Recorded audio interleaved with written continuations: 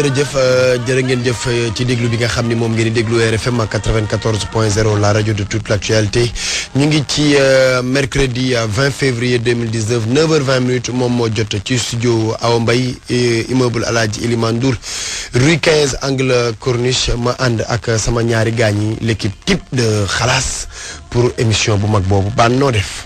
ñi ngi sant bu baax ñi ngi sant bu baax a baax sama waa ji di lay bëgg bu wér di ziar l'homme fort de Ngabou et de Mbour yow l'homme fort de Bakel nga dëkk boo xam ne. non l'homme fort de kii rek. de la. de yëmbal. de yëmbal. waaw kon l'homme fort de yëmbal ñu ngi leen di ziar bu baax. di Bakel dama faa xam kenn. ah bon. sama maam ñoom ñoo war a toog ci plateau bi wala studio bi ñu ne ñoom ñi sant waa Bakel man waa yëmbal laa xam waa yëmbal laay sant. waaw Saint-Louis ak waa Bakel moom nee nañ samay maam du sant. waaw jaajëf ñu ngi ziar ñëpp. di leen bëggee mu ngi dox. waaw ñu ngi sant bu baax a baax. jàmm quoi. oui mais Ablaye Diop mu ngi waxaat léegi. waaw mais foo Ablaye nee ko na ma bàyyi. ok voilà. ok kii Ndiaye. lu ngeen def. sant yàlla. ñu lay ziar bu baax. jërëjëf. yéen a ngi am jàmm. alhamdulilah. ngeen def ak coono yi. ça va ñoo ngi sant bu baax. yow ngeen ci jàmm. waaw macha allah. mbaa laa nga nuyoon teeg auditeurs yi. waaw maa ngi leen di nuyu. nuyu Mamadou Ndoye Bane nuyu waa Sénégal yëpp. damaa dégg ci sa journal bi. nga wax ci benn revue loo xam ne xalaas la. muy la xew ca Louga. lu fa xew. l'observateur ko bind. loolu xalaas express la. loolu xalaas express la. lu fa xew. benn xale bu jigéen bu ñu naan Ourey Koné. dafa am benn gain bu muy génnal. waaw. waa ji ñëw seet si ko. waaw. waxtu reer jot. waaw. fonde la ñu togg. waaw. yaay ji di séddale fonde. xelil boppam xelil Ourey bàyyi waa ji. waaw. Ourey aaru ci loolu nee na lu tax yaay ji xelilul far bi. jàppante ca ak moom ba dóor ko ba yëf yi mujjee gendarmerie. yaayam la dóor. waaw. barke yonent bi. Babacar Fall nag nee na loolu mooy faru jar.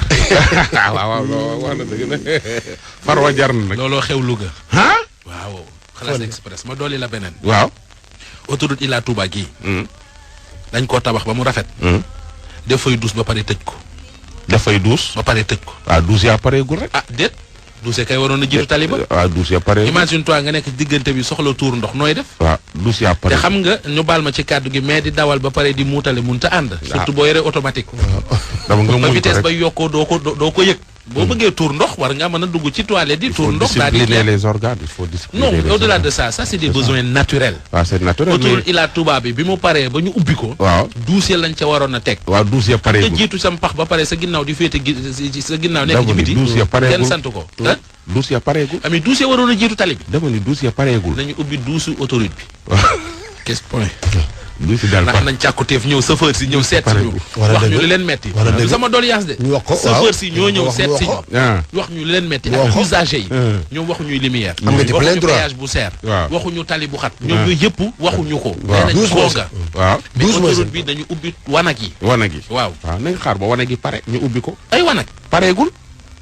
xam nga li fi jur mooy nga taxaw gaare trottoir bi wàcc di tuur ndox te loolu mën naa ah mais su fekkee. réew mi ñuy woote si luy se kay am na yoo xamante ne ji moo war a jiitu. ah mais. mais baan kii dañ koo jox yóbbal mu indi ko ci antenne bi di ko fi wax. waaw man di pareegul rek. loo ci xam. ah ñaata yoon nga jaar yoonu Ngabou yi di dem avant Ila Touba bi. te amul yu duus ci yoon wi. ah waaye. waate xaaral ba boobu mu pare. yaa nga ko muñ. waaw ca yàgg dégg nga naa ko dëgg muñ. de. ah. dégg naa ab tali daal leen di dëgg. muñ saw. ah. dama leen kox léegi. non waaw Ngabou nag ba leen defaree tali ba léegi nag da ngay waaru quoi. lu ne la ñu kaat léegi nag xool affaire yi pare yeneen la njaay di indi. xam nga di tiitaru wane ni tali bi seen buntu kër la romb. di ma ci doose naan ma pire amul Ila Touba. te meewaan bi pareegul. te meewaan bi pareegul. ah mais meewaan bi nag ñu léegi mu pare ah. après les élections rek ñu dóor ko mu daanu. bu fi campagne. ku fi campagne. yaa ma laaj. waa laajatuma la mais yaa ma laaj. boo fi campagne. mais campagne mu yaa ma laaj. nga mel dafa ñaaw waay yow Ablaye- amatoo ci sax yow yaa ma laaj. boo fi xam campagne. nga la lay bañ. mais yaa ma laaj. abaa nañ jóg xam nga lu Nen kii di jóg bañ dem. Njaay. man ku ma laaj ma Njaay tontu lu la kii de. di bañ. waaw. ruq espace. non kii espace lay bañ ba nit ci borox na ko. waaw waaw. dégg nga maa ko dégg nga après. ay mais yaa ma laaj. dañ fi toogaat. waaw baax na jërëjëf. bañ a toog. daal gis nga yii toog ba nii pare nga naan gis nga yii nii. jëlal ma la. yéen mën ngeen pièce Yes. yi fi ñu toll nii ndax yii bu ngeen ko arrêté ñëpp dinañ xam fan laa fay. ngeen ne yi suñ ko arrêté wu. yii su ngeen ko arrêté réew mi dinañ xam fan laa far. ñëpp danañ xam ne fekkee la ci boole. da ngeen may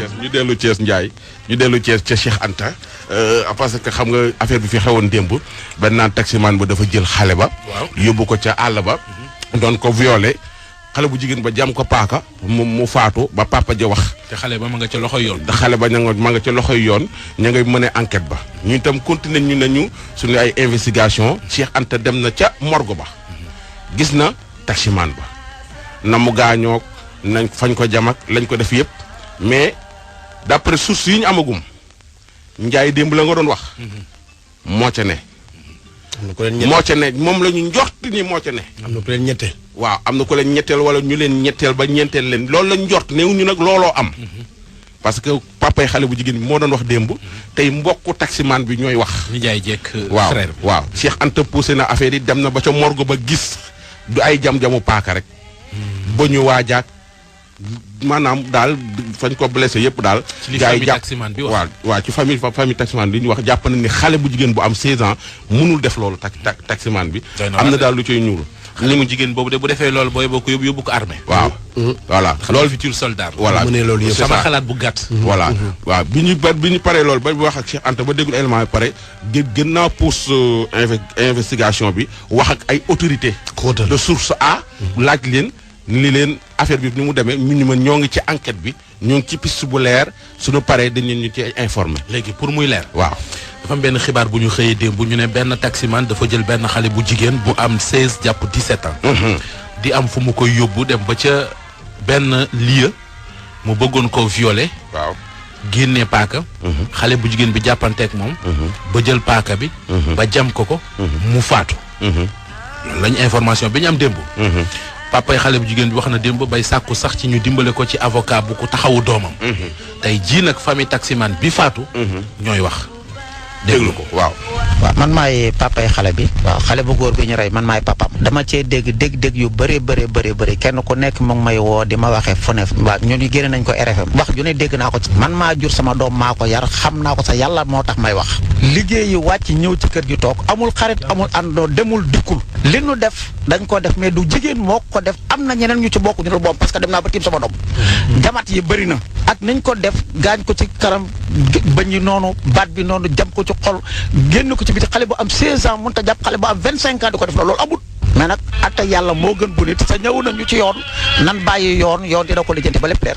waaw man rakku papam la affaire bi dañ ci am lu ñu naqari trop parce que li ñu dégg tey ñun famille bi yëpp la naqari parce que bu ñu jàpp ne xale bi amul ay mbokk bañ koy tuumaal lu nekk àdduna bi yëpp tey famille bi fu mu nekk yëg na affaire bi naqari na ko parce que ñun dem nañ ba tiim koor bi gis na ni ñu dammee ay bëñam mel ni ku ko doon bëgg a rendi jam ko ci côté bët jam ko ci xol loolu benn xale bu jigéen bu 15 ans mënu ko def góor bu am 28 ans deuxièmement papay xale bi moom moo taxaw fii ne moom moo mujjee wax ak booy bi que ñun ku bëgg a violer sa doom du la woo naan la fan lay jaar pour indi ko yaay xale bi lan moo ko xamal ko paaka mburu moom lañ jamee xale bi. mais yéen lan ngeen yaakaar. li ñu yaakaar mooy xale bi dañ ko teg comme pion pour bëgg affaire bi bañ a métti mais li ñu gëm mooy am na ñu nekk ci ginnaaw ki rey xale bi waxuñu ko te dañoo bëgg nag lépp leer ñu ngi koy baane ci loxo moo tax ñu rey xale bu góor.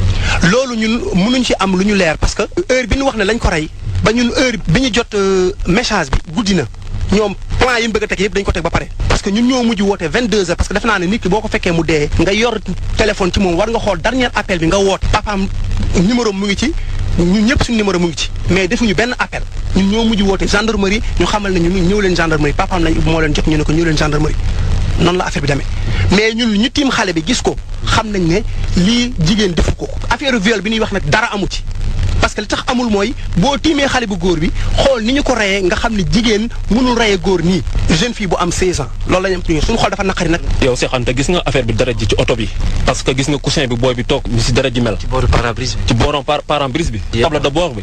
yëpp gis nga ko parce que nit ki nan lay violer ci biir oto.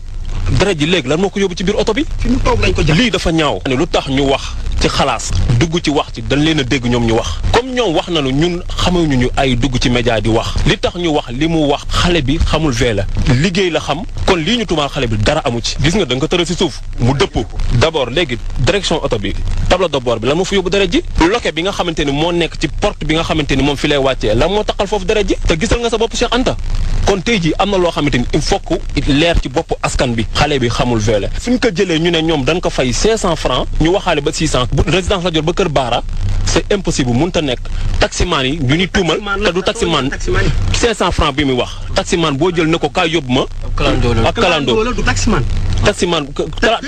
taximaan yi ñoo ngi may dégg benn oto bi 2 mois la am comprendre nga taximaan boo jël ne ko jëlee ko résidence la jox ne ko yóbbu ma Kër Baara ci 500 wala 600 francs ci yoonu taset bi voilà Kër Baara te loolu moom loolu la wax neen doona waxaale ba 600 beneen bi ci topp nan bàyyi du taximaan na bàyyi taximaan yu ñuy tooñ du taximaan bo oto bi kalandoo la 305 la comprendre nga gisal nga sa bopp lépp looloo tax mais drej léegi lan lay def ci biir oto bi te Cheikh Anta xam nga nit mënoo veler sa biir oto fi muy toog waaw fi nga toog di dawal xale bi mën a toog ci ginnaaw nga mën koo violer ñu rey la fi nga toog loolu xel nangu na mais nag lu ci am lépp ñu ngi bàyyi yoon def liggéey mais nañu xam ne lu mu leen jaral def nañ enquête bi ba pare yóbbu nañ ko tribunal waaw yóbbu nañ ko tribunal léegi procureur na ñuy xaar mu def liggéeyam daf sa jëf ju ñaaw ba pare di wër pour nit ñi dimbal la am na loo xamante ni il faut que mu leer ci bopp askan bi li ñu bëgg daal mooy nan leer ka ni xale bu jigéen bi moom du moom moo rey suñu doom li ñu bëgg a xam nag ñi ko rey la ñu bëgg mu leer nañi parce que lee du kenn nit moo ko def du jigéen bi moo ko def vraiment papa ndaw si mu ne ñett nañu woon mu wàcce ñaar ñi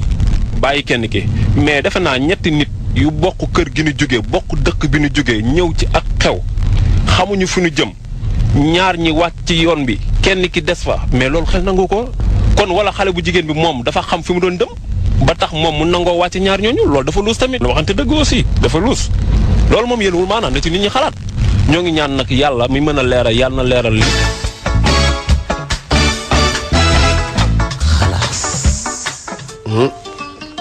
xalaas. dégg nga loolu. dafa ci am leneen loo xam ni sax man dama ko ciy dégg. muy. waa ji nee na ñoom dañoo nekkoon ñett di dem xew. nee na ñu ne dañoo wàcce yenn ñaar ñi bàyyi xale bi yeggali. loolu nag man dégguma ko ci woon biig. tey laa ko ci dégg noonu démb mi ngi ci woon sax ñetti ñeneen ñi di wàcc bàyyi ci xale bi mu ànd ak taximaan bi en tout cas daal gendarme yi ñi ngi ci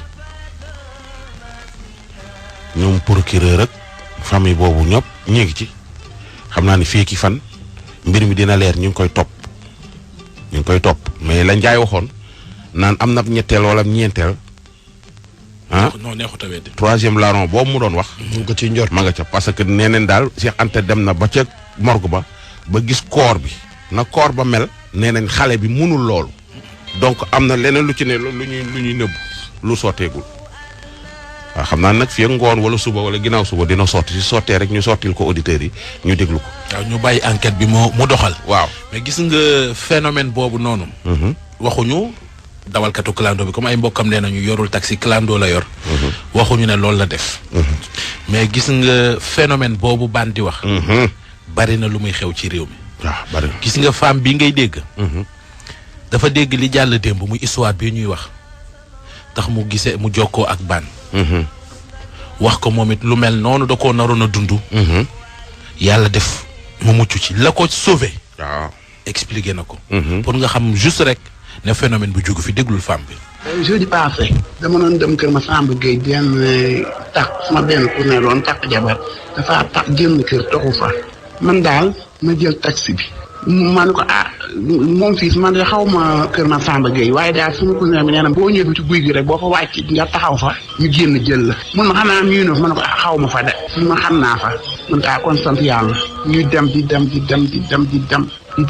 bu ñu demee ba nga man xam naa fayu ba génn fayu soo génnee fay rek léegi yaa ngi leen di dugg kër Samba Gueye ñu daw ba gisatuñu kër léegi bi muy daw ma xool à droite ma xaw ba ma dugg kër Samba Gueye xam naa foofu la ma gis benn lu mel ni guy gi ñu ma wax waaye pour man guy yi dafaa bari ñu continuer di daw bi mu dawee daw ba nga xam ne gisatuma kër nag ma gis benn kër bu mujj boo xam ne ñu ngi ko tabax kër boo xam naa yàgg na ndax ni kii yaa ngi xoosu tax ñu ngi ko tege noonu kenn clôture kenn def ko dara ma ne ko waa yow borom taxi man yow kër ma Samba Gueye laa jëm yow léegi ci àll bi nga muy yóbbu fekk maa ngi sama doom baa ngi ñu ne portable bu bees portable yooyu kii iPhone yi léegi bu ma ne ko yow yaa ngi may fi ma yóbbu man yóbbootoo ma ci kii fekk maa ngi yor portable bi ci oto bi doon photo wu noonu doon ko envoyé sama benn doomu xarit bi ma ne woon naa ko envoyé sama photo ak bi ma gis ma duggee ci oto bi am sama beneen xarit bi ma doon woo di ma wax affaire xaalis bi ñu waroon a jot ma ne ko man de xaalis bi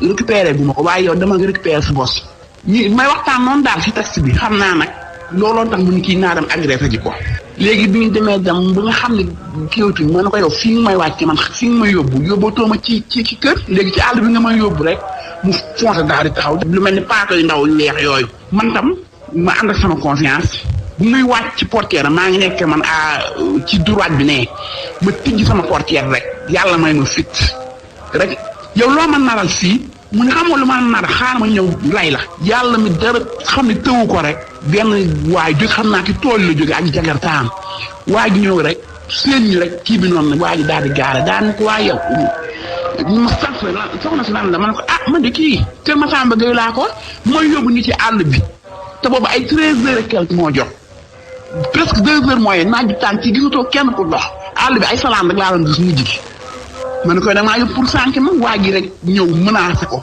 mu daal di ni ko non kii de xaw ma lan waa ji ni ko paaka bi nga yor rek mu ko non man ko yor na paaka baa ngi da laa seen sànni ko suuf oto bi waa ji daal fu mu sëggee jël paaka bi waa ji yor jagartaa bi rek teg si naan taal oto bi rek daal di daw kooku waa jooju bu dul woon moom keroog teg si naan daf may rey te man mënu ma yëg jagartaa waa ji dafa obligé di pousse jagartaam ñuy dox di dox waa ji ne ma xam nga ki dara doon rey soxna dara doon violé pare rey la man ko effectivement keroog yàlla rek moo bañ barke Seydina Muhammad damaa toog nag tey déglu seen xalaat bi ñu teg tey ji xale bi dëkk Njaxate parce que ma ne ko man ci jullite rek laa xam jaamu suñu borom rek laa xam ngay dem di may indi ci àll bi pour rey ma balaa jeudi yàlla na lay balaa alxames bi dellu si yàlla na la yàlla woon safaan intention bi nga jëloon ci man yàlla na ko suñu borom wëlbatiwaat ci yow keroog yàlla rek a bañ daf ma doon rey barke alxuraan ak karim keroog toog naa presque ci xaw ma 1 heure de temps mënu maa wax da ngeen dégg dañuy dee naa nag wala sama waa kër du ñu xam fu ma nekk ba heure boobu ñu naan sama yaay guddee na xale bu ma bàyyi sama kër kese na sama doom yi nekkuñu fa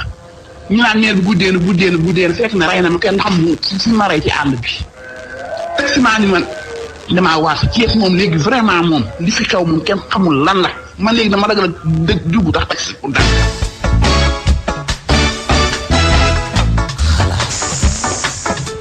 yokku ci ne moom femme bi baatam melul ni ñun ñoo ko changé. waaw donc am na lu mu dund mais xam nga léeg-léeg di nga dund loo xamante ne yow rek yaa koy xam. doo bëgg di ko wax ñeneen ñi wala nangam te nga bëgg a partagé wu doo bëgg ñu xam ne yow la moo tax ñu doxalee ko noonu. mais ban. waaw gis nga xel. xalaat lay jariñ.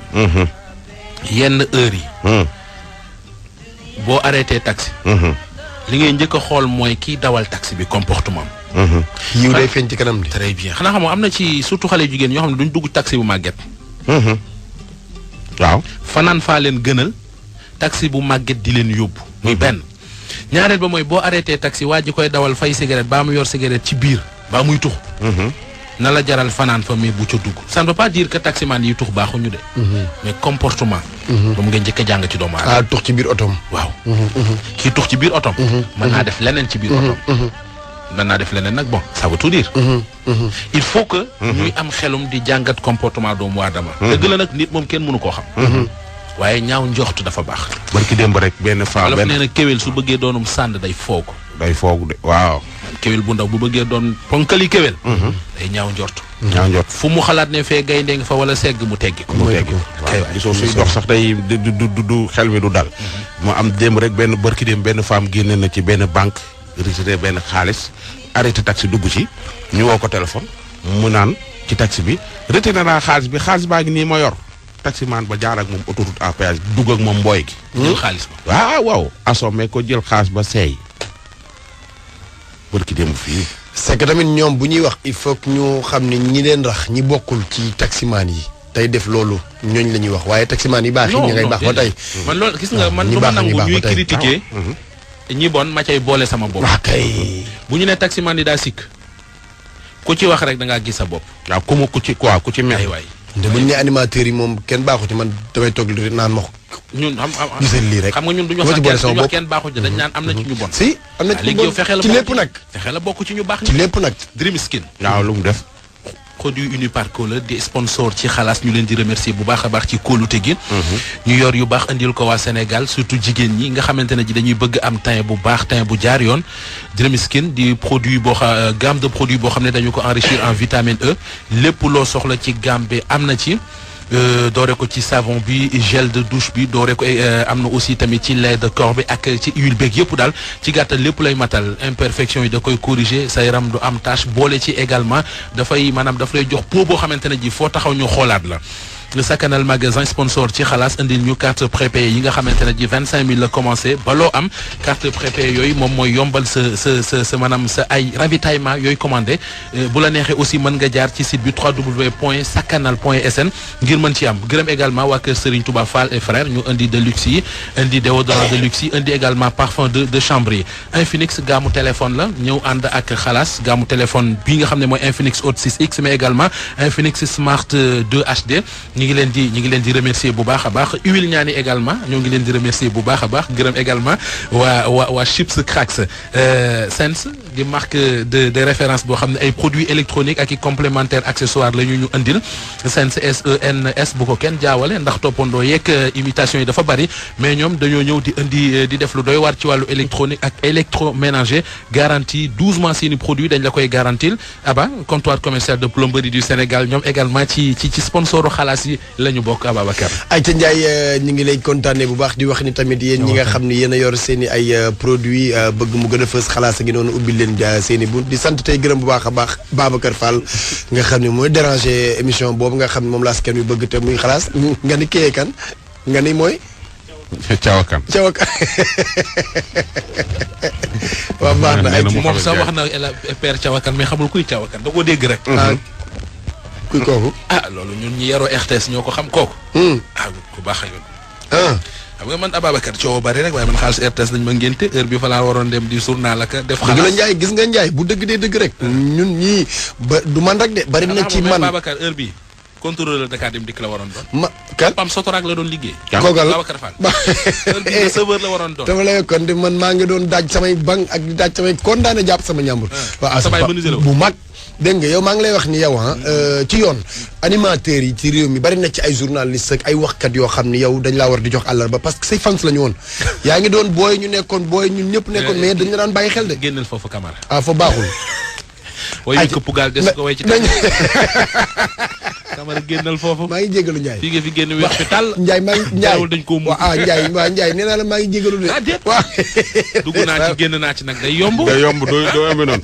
déet Aba. scandale bi dafa garaaw. wallaahi. mais. dina am leen ci teg waaye. Ndiaye doxalal ko. li ngay dégg. la ca des dana yëngal réew mi. man Ndiaye sa annonce man gis nga man sa annonce laa bëggul. yëf yi ni toll rek. Aba. Ablaye jox ñu. vocal yi ma ko yónnee maa ko yónnee je suis tout à fait d'accord je suis consciente de tout ça mais fi ma jaar ba yónneeku ko ak fi ñu jaar fekk na boobu ñu mën ak moom duggante nañ ba pare moom na la wax yi ma yónnee ma sangu na la wax yi ma yónnee may naan na commencé au début bi na commencé moom na la wax lépp na la wax tamit dem nañu hôtel na la wax fi ma jaar ak moom lii ba mbëggeel ga sësee ba sës ba nga xam ne jëluma woon damaa jëloon sama décision divorce ak sama jëkkër bugguma woon lu dul sëy ak man nee naa su ma daan sëy ak sama jëkkër moom ci boppam laa daan sëy ak moom ci boppam laa daan gis.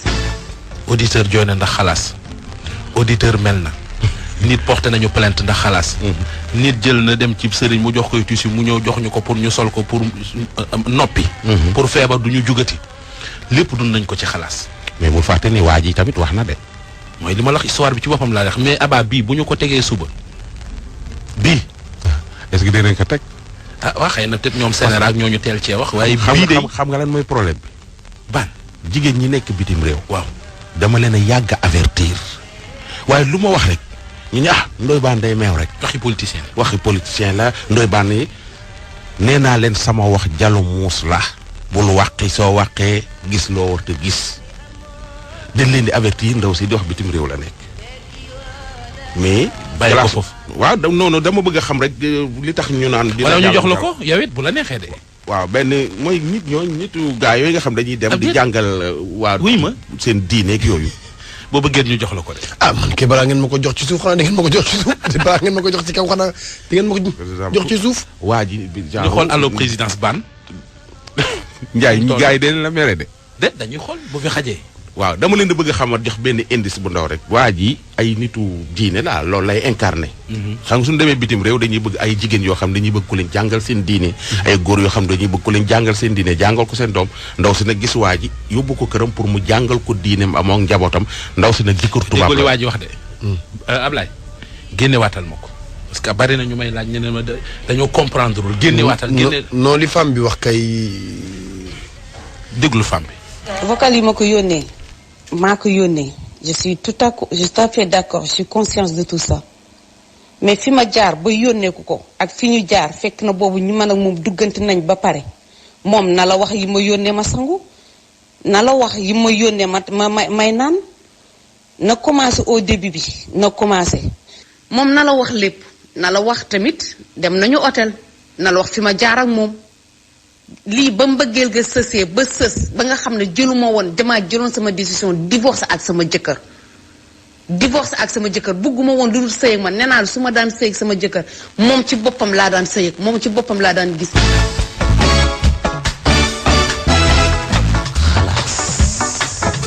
femme bi mooy kan waa ji ko fekk ci sëyam ba détourné ko mooy kan nan la ko détourné.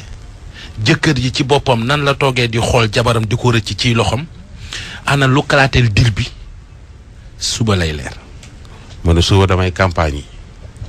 noppal na la. su ma la joxee éléments yi daal di campagne yi. mais xam nga man auditeurs yi man mënu ma leen bàyyi nii. en tout cas maa ngi leen wax lu garaaw. waaw maa ngi leen wax ni. yombul man ma tiit. mais lu garaaw ngi waaj a xew. jigéen ñi ne bitim réew. yombul man ma tiit mais lu garaaw ma ngay bëgg xew. bu subaa xalaat su suba gi. waaw est-ce que dañu commencé 8 heures sax. damaa foog ni lii. en tout cas réew mi ngi ci yoon woo xam ni. man daal du ma fi fekk. parce que damaa seetlu benn affaire Ndiaye. xalaas lu ci xew. ma wax ko wala kenn wax ko waa lu mu mënti doon même su fekkee ñëwuma. den naan ndooy baana. waaw man parce que man. ab booy laa lépp den naan ndooy baana. ab booy laa man. loolu c'est normal parce que ab booy laa Njaay moom su chapeauté ñëpp daw. waaw su tëjee ñëpp daw waaye xalaas bi man même su ma fi fekkul man daal weex naa donc daal yéen ñaar da ngeen wax seen toj ba pare ñu jiiñ ma ko. waaw man mag ci baatu Njaay laay waxee man foofu la problème man ci baatu Njaay laay waxee man damay nit koo xam ne. man nag say nopp lay dégg. en tout cas.